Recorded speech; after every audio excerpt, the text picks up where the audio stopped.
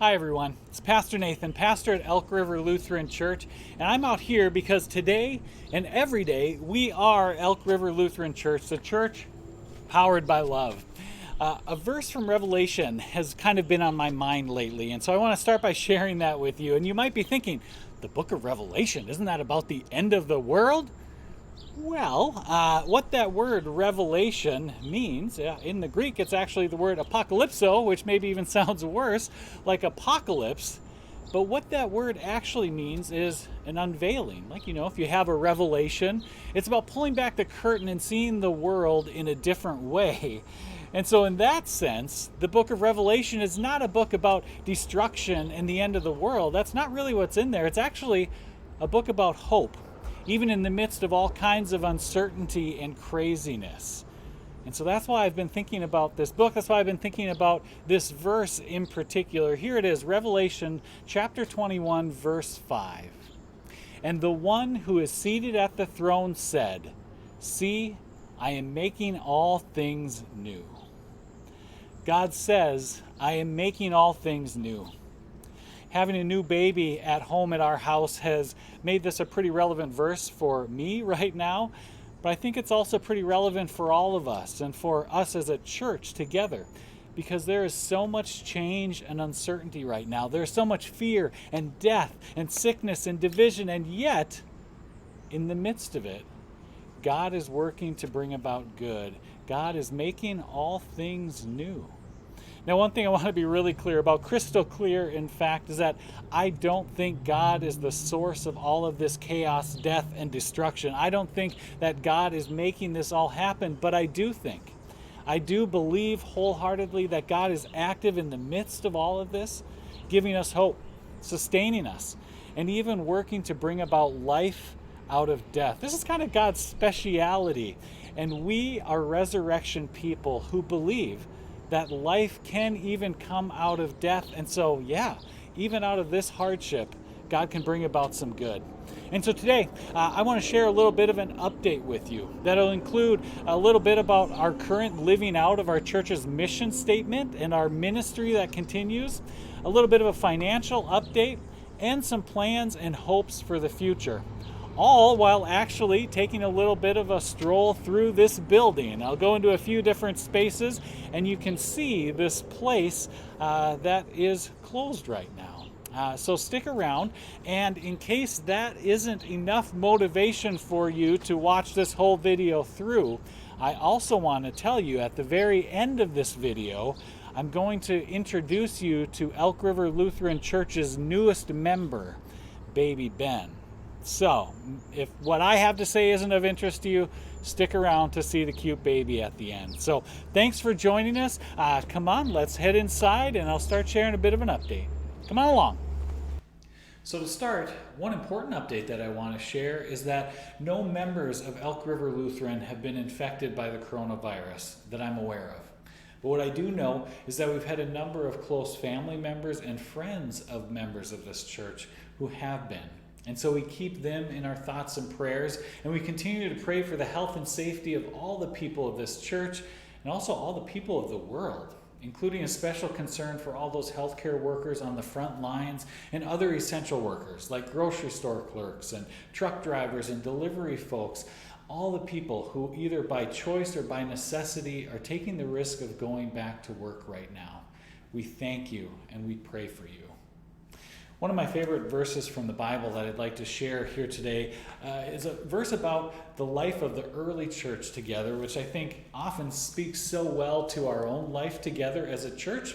It comes from Acts chapter 2. And so this is the very early days of the church. And here's what it says about some of the ways they spent their days. Here it is from Acts chapter 2. This is verses 46 and 47.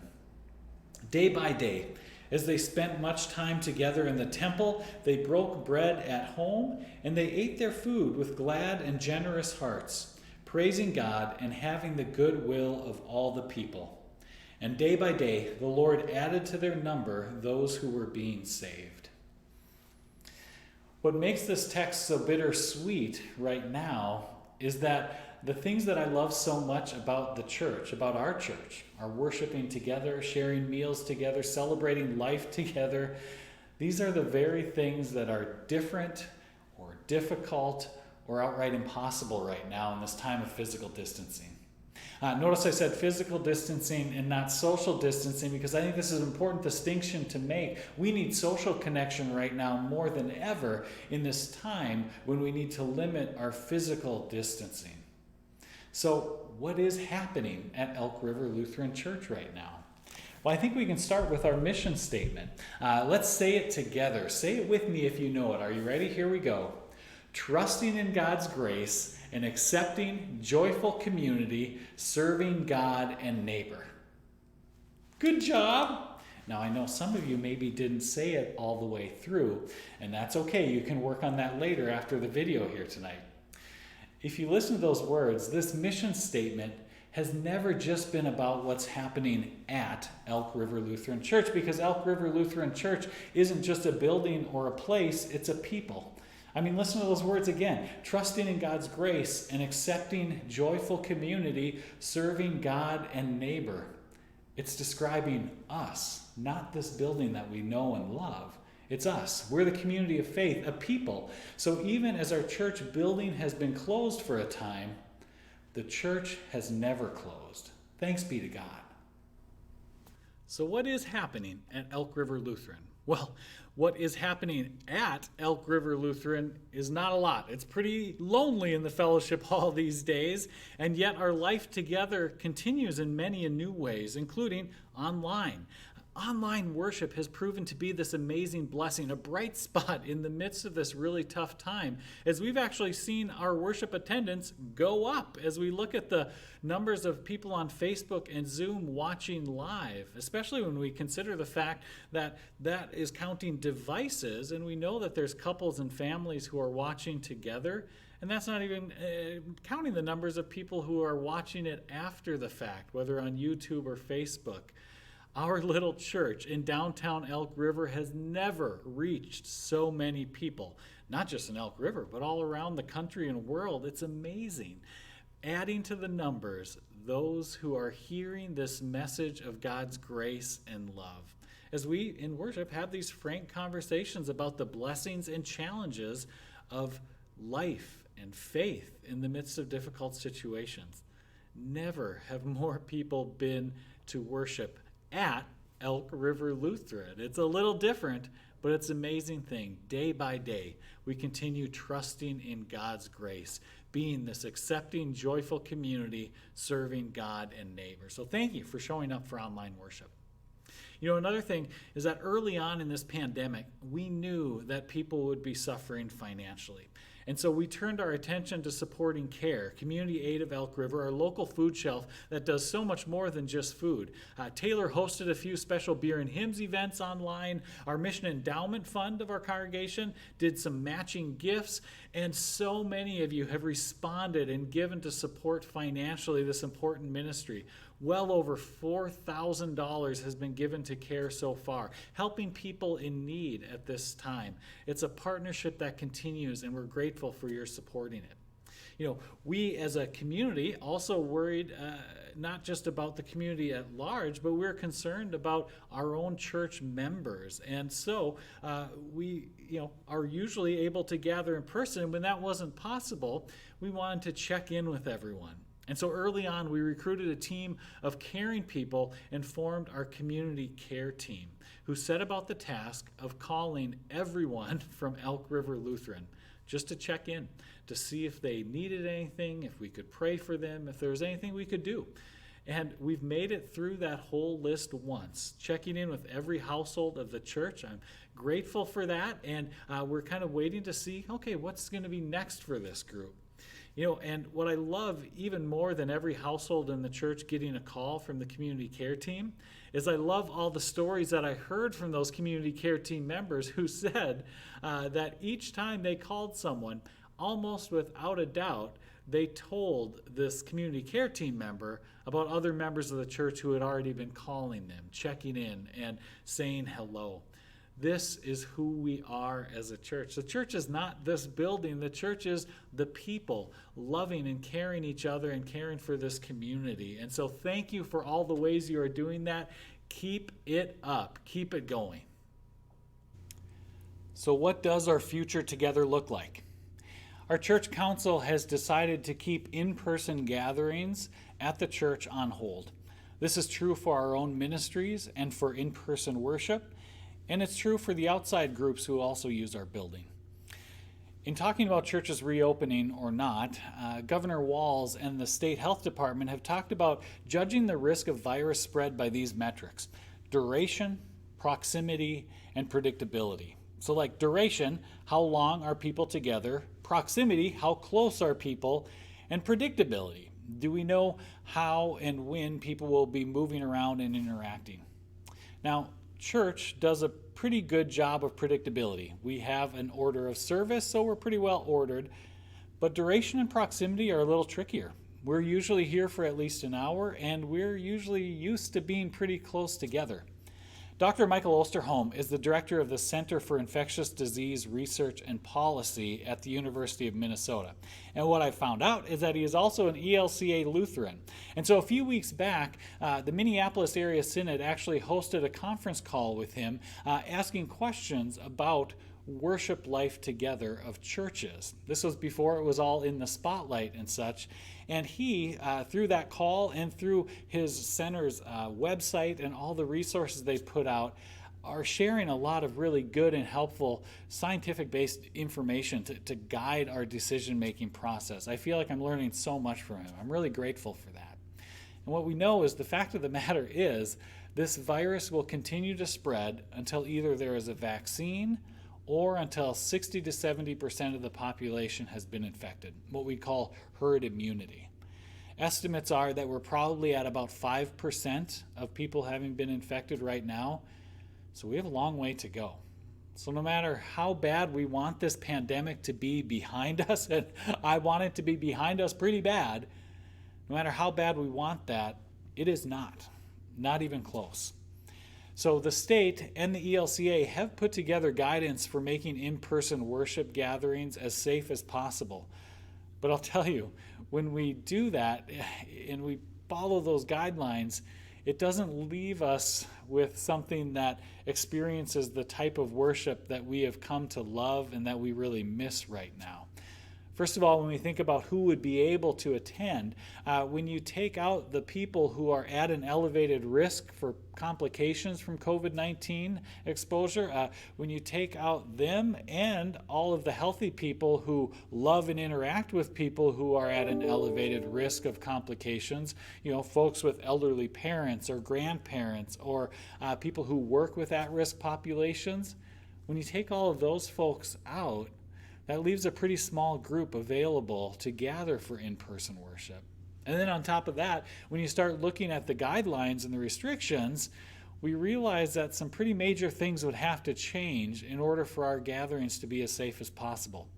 We'd have to practice physical distancing. So no shaking hands, no ushers or greeters welcoming folks in. We could only limit to about 25% of capacity, so maybe around 50 people in our sanctuary.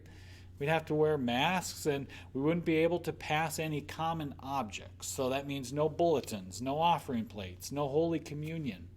We wouldn't be able to have nursery for kids or the playground. We'd have no food or drink, so no coffee hour.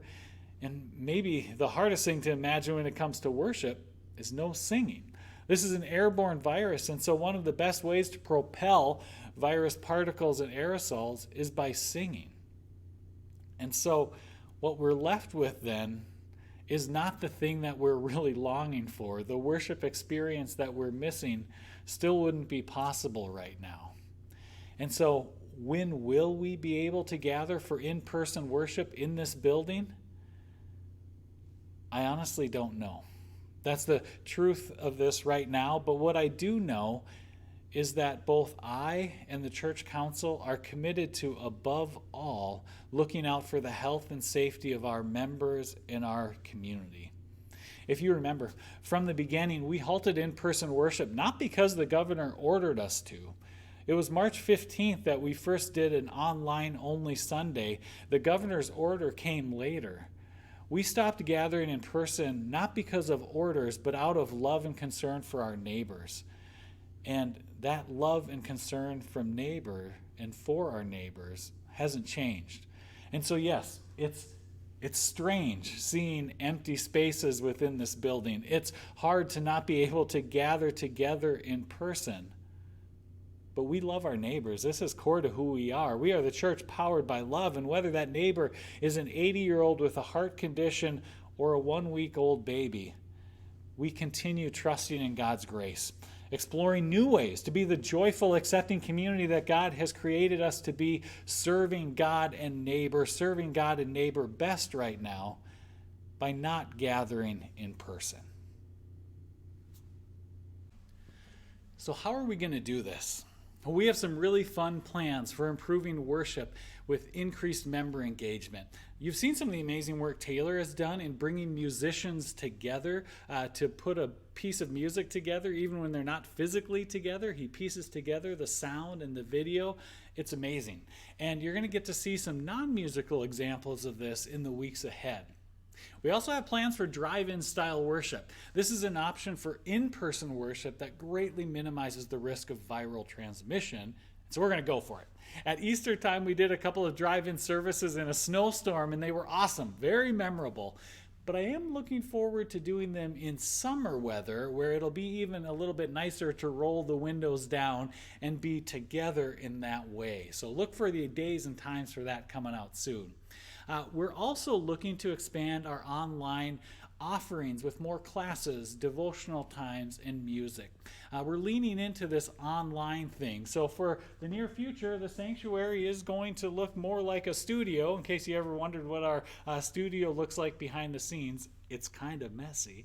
But we are glad to be able to come to you in this online format. And while we greatly look forward to the day we'll be able to gather in mass here inside the building, we appreciate the opportunity for you to invite us into your homes or cars or wherever it is that you're tuning into videos like this. So thank you. And what's really amazing is we know that there are people who are tuning in online who have never even been in this building or maybe even in the state of Minnesota. And that's an amazing, wonderful thing as well. We are thrilled to have you as a part of our Elk River Lutheran Church community. Whether you have been here since the beginning when this church started 10 years ago, or you've been coming here for worship in the years since then, or you have just joined us online, we are thrilled to be Elk River Lutheran Church. And so I encourage you to be on the lookout for these creative and amazing things the staff will be putting together for online offerings in the near future.